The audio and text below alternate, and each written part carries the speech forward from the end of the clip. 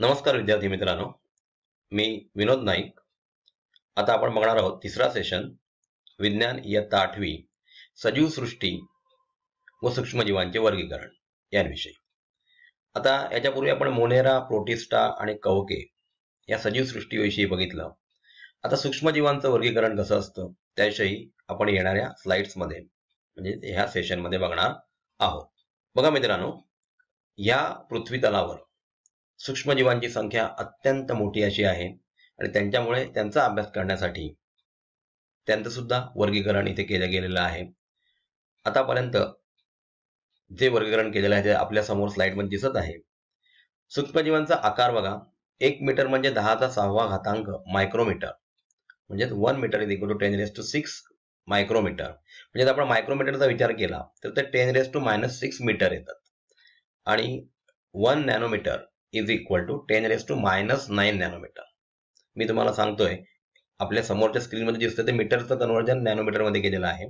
मी nanometre विषयी सांगतोय की 1 नॅनोमीटर म्हणजे 10⁻⁹ 10⁻⁹ मीटर. आता सूक्ष्मजीव दोन प्रकारे विभागले गेलेले आहेत, ते म्हणजे अधिकेंद्रकी आणि दृश्य केंद्रकी. याच्या पूर्वीच्या स्लाइड्समध्ये आपण बघितलेला अधिकेंद्रकी म्हणजे काय, ज्याच्यामध्ये वेल डिफाईन्ड न्यूक्लियस नसतो, आणि दृश्य केंद्रकी म्हणजे ज्याच्यामध्ये आपण मायक्रोस्कोप खाली बघितलं तर आपल्याला वेल डिफाईन्ड न्यूक्लियस दिसतो. आता अधिकेंद्रकीमध्ये जीवाणू येतात, त्यांच्याविषयी पण आपण माहिती या पुढे येणाऱ्या सेशनमध्ये बघतोय. त्याच्यानंतर दृश्य केंद्रकीमध्ये अधिजीव आहेत, कवके आहेत आणि शैवाल आहेत. आता बघा, पुढील स्लाइडमध्ये आपण जे बघणार आहोत ते जीवाणूंविषयी त्यांचे वर्गीकरण करण्यासाठी कोणता निकष लावला जातो ते आपण आता पुढल्या स्लाइडमध्ये बघतोय.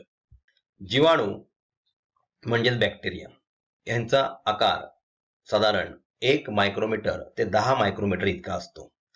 आता एकच पेशी इथे स्वतंत्र सजीव म्हणून राहते किंवा असंख्य जीवाणू एकत्र येऊन ते आपली वसाहत निर्माण करतात, म्हणजे कॉलनी फॉर्म करतात. जीवाणू हे अधिकेंद्रकीय आहेत, हे आपण वर्गीकरणामध्ये बघितलेलंच आहे, म्हणजे त्यांचा न्यूक्लियस वेल डिफाईन्ड नसतो.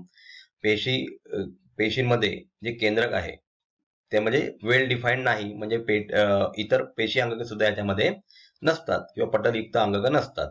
आणि प्रजनन यांचं बहुधा प्रजनन जे आहे ते द्विखंडनाने होतं, म्हणजे एकाच पेशीचे 2 भाग होतात. अनुकूल परिस्थितीमध्ये म्हणजे फेवरेबल कंडिशन मध्ये हे 20 मिनिटात दुप्पट होऊ शकतात, म्हणजे इतकी प्रचंड वेगाने त्यांची वाढ होत असते. काही जीवाणू जे असतात ते आपल्याला उपयुक्त असतात आणि काही जीवाणू आपल्यामध्ये रोग निर्माण करतात. जसं आपण बघितलं होतं की मायकोबॅक्टेरियम ट्युबरक्युली नावाचा जीवाणू जो आहे तो आपल्यामध्ये टीबी म्हणजेच ट्युबरक्युलोसिस हा आजार निर्माण करतो. म्हणजेच जीवाणू काही उपयुक्त तर काही हार्मफुल, म्हणजे आपल्याला उपयोगी नसणारे असे असतात. तर आता पुढल्या स्लाइडमध्ये आपण बघणार आहोत ते म्हणजे अधिजीवांविषयी, म्हणजे प्रोटोझोआंविषयी. अधिजीव म्हणजेच प्रोटोझोआ असं त्यांना म्हटलं जातं. माती, गोडे पाणी किंवा समुद्रामध्ये आढळणारे हे सजीव आहेत. हे कित्येक वेळा सजीवांच्या शरीरात सुद्धा आढळतात आणि ते रोगास कारणीभूत होतात. आता हे दृश्य केंद्रकी पेशी आढळणारे एक पेशीय सजीव आहेत, म्हणजे यांची एकच पेशी असते आणि केंद्रक आपण जर मायक्रोस्कोप खाली बघितलं तर ह्यांचं केंद्रक आपल्याला दिसतं, म्हणजे ते दृश्य केंद्रकी आहे. आता प्रोटोझोआंच्या पेशी रचना किंवा त्यांच्या हालचालींचे अवयव किंवा पोषण पद्धती यांच्यामध्ये विविधता आढळते. यांचं प्रजनन बहुधा द्विखंडन पद्धतीने होतं. द्विखंडन म्हणजे उदाहरणार्थ आपल्याकडे अमिबा हा आपण कित्येक वर्ष विज्ञानामध्ये अभ्यास करत आलेलो आहोत अमिबाविषयी, की त्यांचं द्विखंडन होतं, म्हणजेच 2 अनुकूल परिस्थितीमध्ये 2 भागामध्ये त्याचं रूपांतर होतं. केंद्रक 2 भागामध्ये विभागला जातो आणि द्विखंडन होऊन 2 अमिबा तयार होतात. आता अमिबा म्हणजेच पॅरामोशियम हे गढूळ पाण्यात आढळतात, आपल्याला माहितच आहे, आणि स्वतंत्र जीवन जगतात. त्याप्रमाणे एंटामिबा हिस्टोलिटिका हे अमावश होण्यास कारणीभूत ठरतात. आता अमावश म्हणजे काय, हे डिसेंट्रीचा प्रकार आहे आणि ज्या वेळेला आपल्या पोटामध्ये खूप जोरात कळ येते म्हणजेच अमावश होणं असं त्याला म्हणतात. प्लाझ्मोडियम विवॅक्स म्हणजेच एनॉफिलस डासाची मादी जर आपल्याला बाईट केलं म्हणजे चावली तर तिच्या शरीरातून ती आपल्या शरीरामध्ये हा प्लाझ्मोडियम विवॅक्स सोडतो आणि त्याच्यामुळे आपल्याला हिवताप येतो. त्याच्यानंतर आपण बघणार आहोत ती म्हणजे युग्लिना. आता युग्लिना ही स्वयंपोषी आहे, कारण याच्यामध्ये हरित लवक असतं आणि ते स्वतःचं अन्न स्वतः तयार करू शकतात.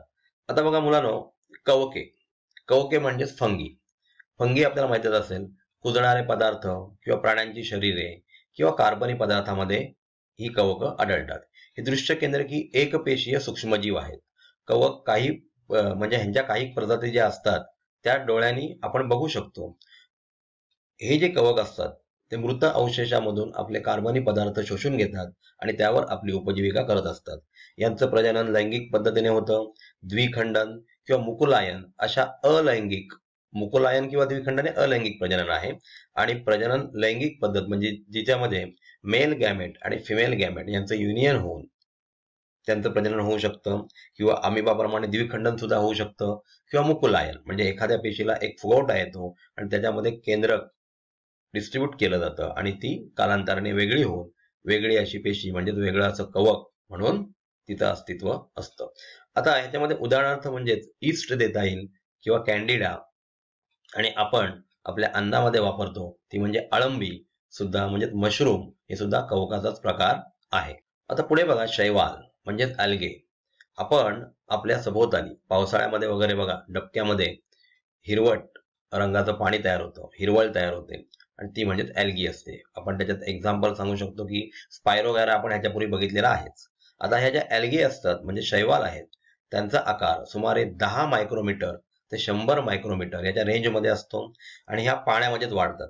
पाणी जर नसेल तर यांची वाढ होऊ शकत नाही आणि त्या सुकून जातात. त्या दृश्य केंद्रकी एकपेशीय आणि स्वयंपोषी सजीव आहेत. स्वयंपोषी का परत तिला सांगतो कारण आपल्याला त्या ग्रीन दिसतात म्हणजे ग्रीन अल्गी आहेत त्या, आणि स्वतःचं अन्न स्वतः तयार करू शकतात म्हणजे ह्याच्यामध्ये क्लोरोफिल असतो आणि क्लोरोफिलमुळे ह्या ऑटोट्रॉपस आहेत. त्याचप्रमाणे पेशीतील हरित लवकाच्या सहाय्याने प्रकाश संश्लेषण करतात. क्लोरेला आणि क्लॉमिडोमोनस हे यांची उदाहरणं आहेत.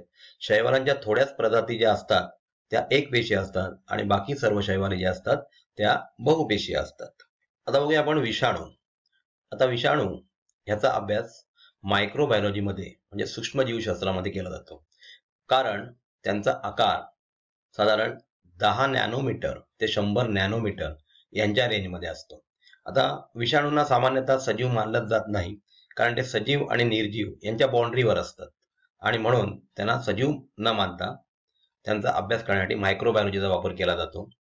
विषाणू जीवाणूंपेक्षा साधारण 10 ते 100 पटीने लहान असतात आणि डीएनए किंवा आरएनए यांचे स्वतंत्र कण जे असतात त्यांच्यापासून ते आपल्या स्वतःच्या प्रतिकृती तयार करतात आणि ज्या पेशीमध्ये या आपल्या स्वतःच्या प्रतिकृती तयार करतात त्यांना ते नष्ट करून टाकतात आणि त्याच्यानंतर इतर पेशींना ते संसर्ग देत असतात.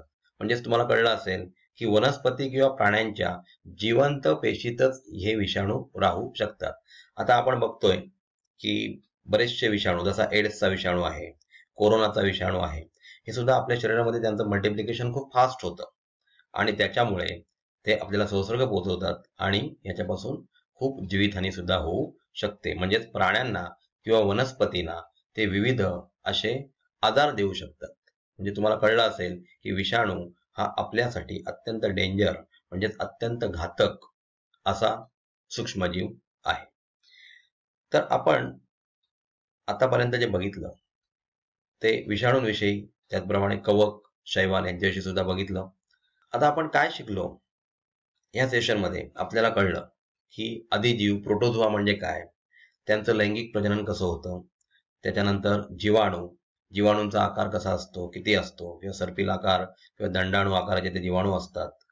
त्याच्यानंतर आपण बघितलं शैवाल म्हणजेच आपण बघतो की आपल्या सभोवताली पाण्यामध्ये जी ग्रीन अल्गे तयार होते म्हणजे ग्रीनिश स्ट्रक्चर जे तयार होतं दुसरं काही नसून ते शैवाल असतात आणि त्यांच्यामध्ये ऑटोट्रॉपस ते असतात म्हणजेच त्यांच्यामध्ये स्वतःचं अन्न स्वतः तयार करण्याची क्षमता असते. त्याचप्रमाणे आपण बघितलं होतं की कवके हे कार्बनी पदार्थ त्यांची वाढ कशी होते. त्याच्यानंतर अत्यंत घातक असा विषाणू म्हणजेच जीवाणू आणि विषाणूंची जर तुलना केली तर काही जीवाणू आपल्या मनुष्याला म्हणजे माणसाला उपयुक्त असतात तर काही जीवाणू आपल्याला घातक असतात. परंतु विषाणू जवळजवळ सर्वच आपल्या शरीरामध्ये किंवा वनस्पती किंवा प्राणी कोणत्याही सजीवाच्या शरीरामध्ये आजार निर्माण करण्यास ते कारणीभूत असतात. त्यांच्या आकाराविषयी आपण बघितलं होतं की इतर सर्व जे आहेत घटक एक विषाणू सोडून ते सर्व मायक्रोमीटर मध्ये असतात तर ह्यांचा आकार विषाणूंचा आकार जो आहे तो नॅनोमीटर मध्ये असतो म्हणजे हे अत्यंत सूक्ष्म असतात आणि त्यांचा अभ्यास आपण मायक्रोबायोलॉजी मध्ये करतो. धन्यवाद.